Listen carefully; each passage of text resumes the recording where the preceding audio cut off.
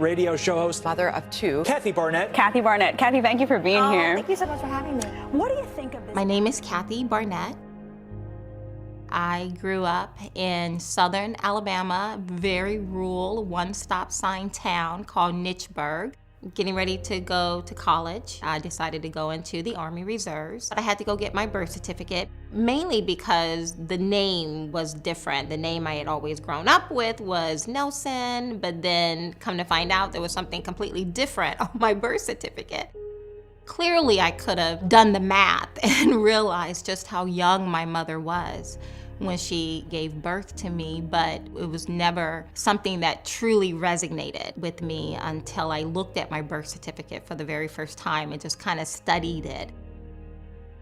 Her gender, they called her a Negro girl, and that was the first thing I saw, and it just kind of grabbed my heart. But then I saw her age, and she was 12.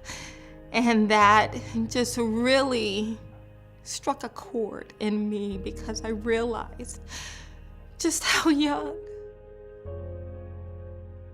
my mother was when something so horrible had visited upon her. Even to this day, it's a very hard word to say, but my mother was raped. Given her young age, at 11 years old, my father being 21.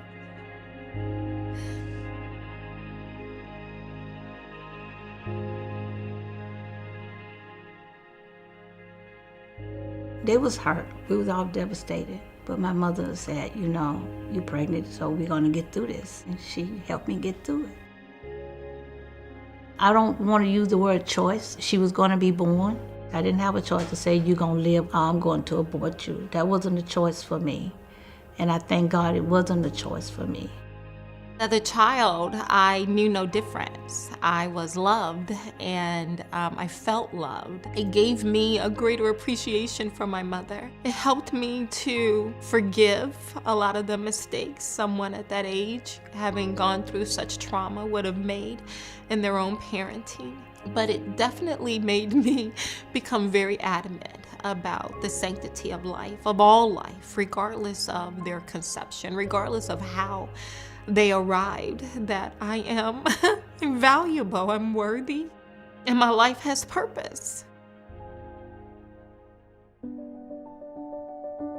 Before the foundation of the world, God saw me and he decided that I would be, and he said in his word that not only did I see you, but I called you, I predestined you. And so as a Christian, I believe in the value of life, that when I was in my mother's womb, he was knitting me together. Even among Christians, even among staunch conservatives, an exception to the rule of being pro-life for many is in the case of rape. And yet my life has value. From me has come two very beautiful and charming and smart kids, married to a wonderful husband. We've made a life for ourselves, and none of this would have happened if the exception to the rule had applied. Regardless of how old you are and how the child was conceived, that child deserved a chance. And if I had made that choice, where would I be at right now without my daughter? The hardest struggle for my mother, the hardest thing for her to overcome, I think is just the effects of the trauma itself. And that is why I think it's so important to help people understand that the trauma has already been inflicted. The child should not be inflicted with the consequences that squarely belongs on the one who inflicted the trauma. You have to be able to see the difference. Aborting me would not have eased the trauma that my mother suffered. Aborting me would not have allowed me to be in a place today where I can now take care of my mother. It's just amazing to see them grow up. Regardless of how my life started out, I'm blessed. I'm not left with bitterness. I'm left with overwhelming sense of gratitude. That not only did God see value in my life, but that my family saw value in my life. I'm very grateful for that.